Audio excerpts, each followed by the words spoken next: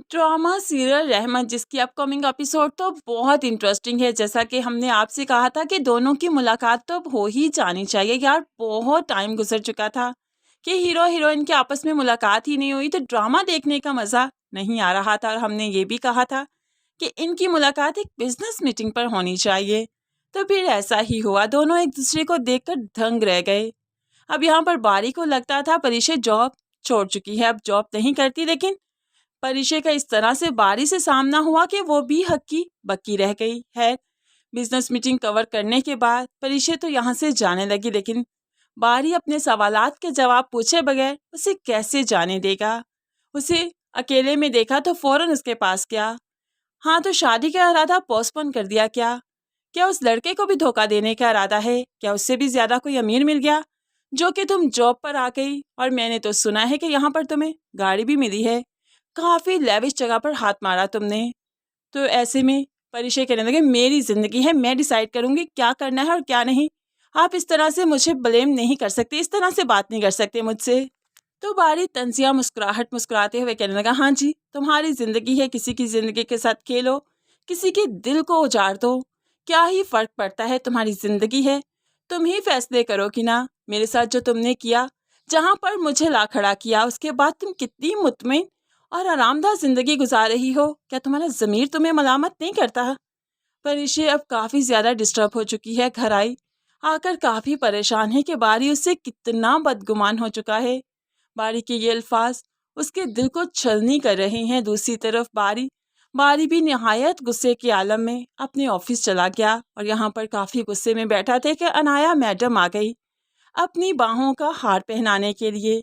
अब अनाया के लिए वो अपने बाप की रजामंदी के लिए खुश तो हो ही चुका, रजामंदी का इजहार कर ही चुका। तो अनाया को लगता है कि बारी से मिलना, उसके ऑफिस में जाना, उससे बातचीत करना, उसका टाइम देना किसी भी वक्त, ये सब अनाया का हक है। तभी तो वो अब बारी की नाराज़गी भी बर्दाश्त करती है, उसका गुस्सा भी सहती है, क्योंकि उसे लगता है ये सब कुछ वक्ती है, उसके बाद बारी उसका हो जाएगा और वो बारी पर हुकूमत करेगी। इसलिए वो सब कुछ बड़े ही अच्छे तरीके से मैनेज कर रही है, चहकते हुए, हंसते हुए, मुस्कुराते हुए सब कुछ डील कर रही है, जिसकी वजह से सबको यही गुमान होने लगा है कि अनाया वाकई बदल गई है। वो माजी जैसी अनाया तो रही ही नहीं, लेकिन है माया ने अपने चेहरे पर बड़ी ही खूबसूरती से एक नकाब चढ़ाया है, जो कि वक्त आने पर ही वो उतारेगी। फिलहाल तो बारी काफ़ी ज़्यादा परेशान है परिशे की वजह से। घर आकर भी चेंज करने के बाद वो परिशे की तस्वीरें ही देख रहा है, आंसू बहा रहा है कि जब मृणाल उससे मिलने आती है, बारी देखो, तुमने ये जो अनाया से मंगनी का फैसला किया, मुझे नहीं लगता ये ठीक है, एक बार सोचो तो सही। बारी कहने लगा, मैं भी नहीं जानता ये ठीक है या नहीं, इससे मेरी ज़िंदगी पर क्या असर पड़ेगा, लेकिन बाबा खुश हैं, उनकी खुशी के लिए ये मैंने किया, इसलिए मुतमईन हूँ। और तुम फिक्र ना करो, परिशे अपनी ज़िंदगी में बहुत खुश है। आज उसे मैंने ऑफिस में देखा, बड़े ही ठाठ से है, बड़े अच्छी जगह पर उसने हाथ मारा। होप सो कि वो लड़का उसी ऑफिस में हो या कुछ भी, मुझे उससे कोई अब गर्ज नहीं।